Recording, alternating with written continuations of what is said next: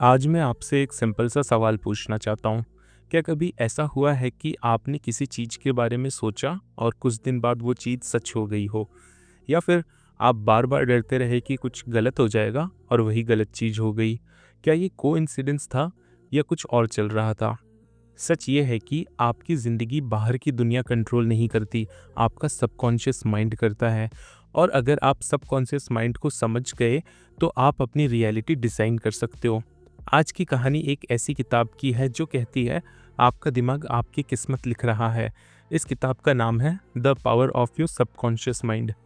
Joseph Murphy कहते हैं कि आपके पास 2 दिमाग होते हैं, एक कॉन्शियस माइंड और एक subconscious mind.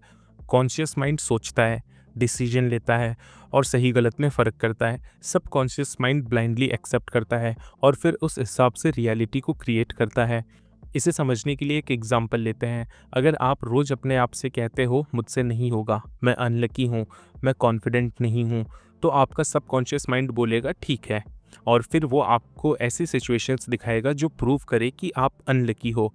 Subconscious mind argue नहीं करता, वो बस आपकी बात मानता है। ये सबसे खतरनाक और पावरफुल बात है।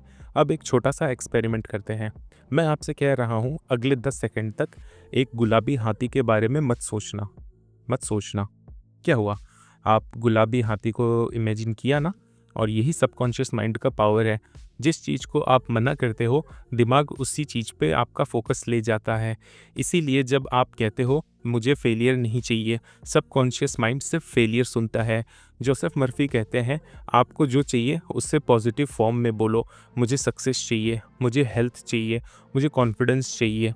सबकॉन्शियस माइंड इमेज और इमोशन समझता है, लॉजिक नहीं। अगर आप डर के साथ इमेजिन करते हो तो डर रियलिटी बन सकता है।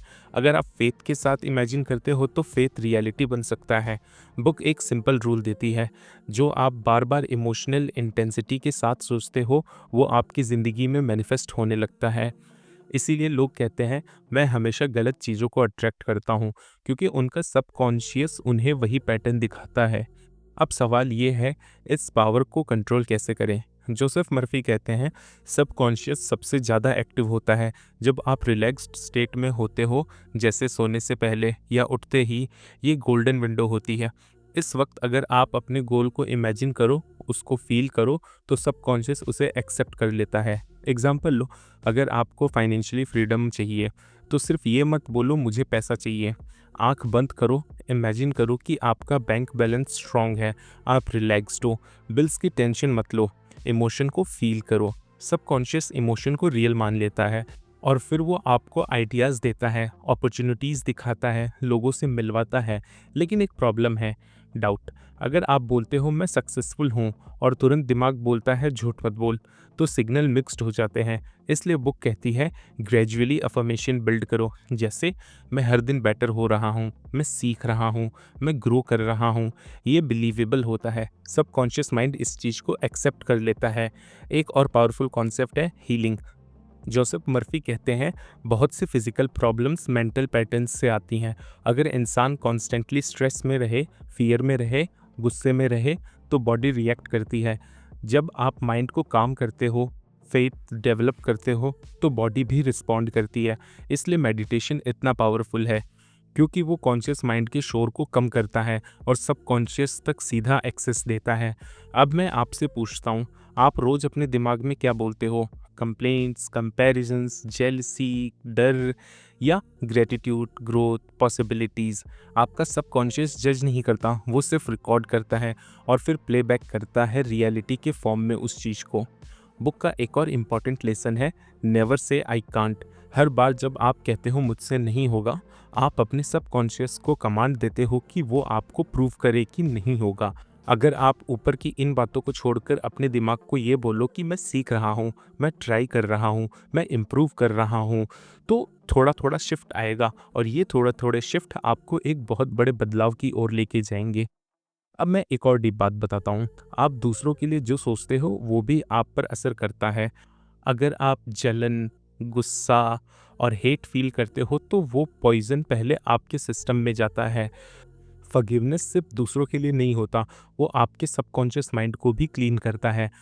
बुक का फाइनल पावरफुल मैसेज ये है कि सबकॉन्शियस माइंड को आप फोर्स नहीं कर सकते, आप उसे गाइड कर सकते हो फेथ के थ्रू, विजुअलाइजेशन के थ्रू, रिपीटेशन के थ्रू और इमोशन के थ्रू। आज से एक सिंपल रूटीन स्टार्ट करो। सोने से पहले 5 मिनट अपने गोल को इमेजिन करो, इमोशंस को फील करो, थैंक यू बोलो आपकी इस ज़िंदगी के लिए और जैसे वो ऑलरेडी मिल चुका है। और सुबह उठते ही पॉजिटिव सेंटेंस बोलो। 30 दिन में आप अपने अंदर शिफ्ट फील करोगे, क्योंकि जब आप अपने अंदर बदलते हो तब बाहर की दुनिया भी बदलने लगती है। याद रखो कि आपका सबकॉन्शियस आपके दुश्मन भी बन सकता है और सबसे बड़ा दोस्त भी।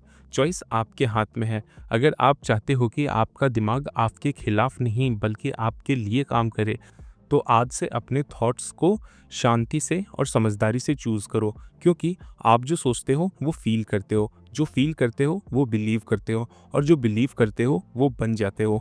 अगर आपको ऐसी ही बिग बुक समरीज पसंद है जो सिर्फ कहानी नहीं बल्कि माइंडसेट शिफ्ट कर देती है, तो चैनल को सब्सक्राइब करो, क्योंकि हर किताब आपको अंदर से पावरफुल बनाने के लिए ही है।